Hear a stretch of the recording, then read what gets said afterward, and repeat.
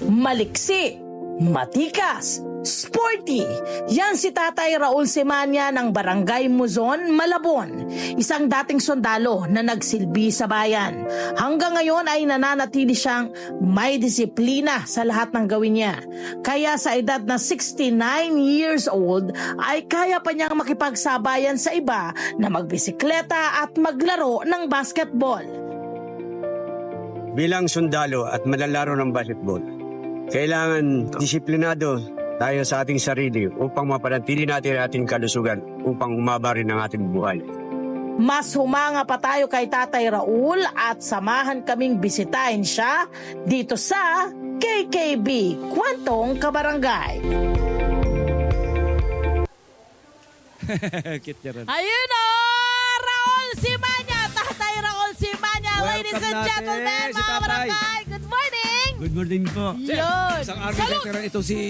Oo. Sir, Maraming salamat sa inyong naging serbisyo sa bilang isang retired military Lieutenant. officer. Yan, ano pong inyong item noon? Nung nag... Sergeant Major ako dati na AAP Task Force Bantay. Yan! Wow. Ganda! Sir, gaano kayo katagal na nagserbisyo po sa 32 military? years and 6 months. Ay, tagal na rin pala, friend. Kumusta ang training doon ng mga panahon na yon? Masyadong rigid. Mas Oo. mas physical pa kaysa sa ngayon. Oo Kasi may nga. namamatay sa reception pa lang nung araw. Oo. ba? Sa Matindi. hirap ng training Matindi. na Kaya kailangan pinagdadaanan talaga, nila. ibang kamada talaga Iba, sumali iba. ka Correct, sa correct, military. correct. Ito ngayon po, si tatay po ngayong darating na Hunyo ay magiging 70 years old, magiging septuagenarian na po Yeah, siya. ano tawag? Septuagenarian. Cute! Diba? At proud na proud. Yes! Kasi walang edad daw pag kay tatay. Balita ko, Oo. active po kayo sa sports. Ayan po, pinagkakabala niyo po basketball. Pati biking po. Biking. Oo. Long ride. Yan. Opo, kailan po... Bakit po kayo nahilig dyan? Dahil ba mula kayo sa malikse, so feeling nyo hindi dapat Or huminto? sport. Or athletic na kayo dati. Sa Philippine Army ako, athlete talaga ako. Atleta! Okay, opo. And then? Marathoner ako. Wow! Player. At the same time, boxer ako, national player ako ng Gintong Alay. Amazing! Alam ko po yun. Naalala ko, Gintong Alay. 1989. Last, Yes. Nahuling ano ng Gintong Alay. Opo, aba. Kaya ang lakas niya. Opo. Diba? Pero ito my friend, ang mas lalo kang bibilib. Merong problema sa lumbar Disc niya. disc niya, si tatay. Anong ibig sabihin nun para lang sa kaalaman ng ating mga kabarangay? Na-injury ako sa 2 times sa motorcycle vehicle, single. Oo. So, na-injury ako. Lumbar ko yung spine, tsaka 10th rib fracture, tapos yung ito. Tsaka Pero okay knee. na okay pa rin kayo. Opo, through rin sa help ng sa serbisyo kasi meron namang hospital. Yun. Kaya through therapist, yun, naka-recover din ako. At hindi naging Tapos, hadlang sa pamamagitan ng paglalaro rin ng basketball, Bumalik gumaling sa dati. ako. Oh, yun. Wow, ang galing nun. Continuous ko na lang. Since 1996 ako na-injured. Hanggang sa nag-retire ako, continuous pa rin. Exercise talaga. Correct, exercise talaga. Oo, Okay. maging active. Meron siyang ang napili niyang hobby nga ngayon ay ang pagbabasketball. Yun talaga yung consistent po kayo. Ano ho ang meron ng pagbabasketball at talagang kayo po ay gustong-gusto ito? Maganda ito kasi nakakatulong sa katawan ng tao at kailangan talaga ito, disiplina. Oo. Nakakabigbigay ng lakas. Yes. Mapapanatili natin ating kalusugan. Parang Ah, parang siya ang tutularan dapat ng mga pa-senior Oo. na walang senior sa kanya. Yung iba kasi sasabihin nila, retired. Yes. Kaya nabanggit ko, di ba? Ito retired. Siya, rewired. Oo nga, Rewired, ang galing. not retired. Oo. At balita ko po, may binuo pa kayong basketball team. Tama po ba? Sino po mga miyembro nito?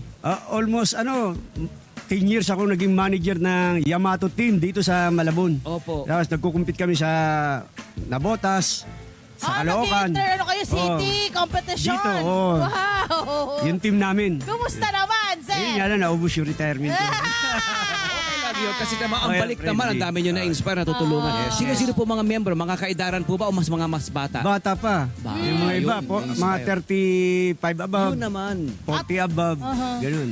Yung long ride po ninyo ng ng biking, ng pagbabike. Biking Nung- Saan naman kayo nakakarating sa mga long ride nyo?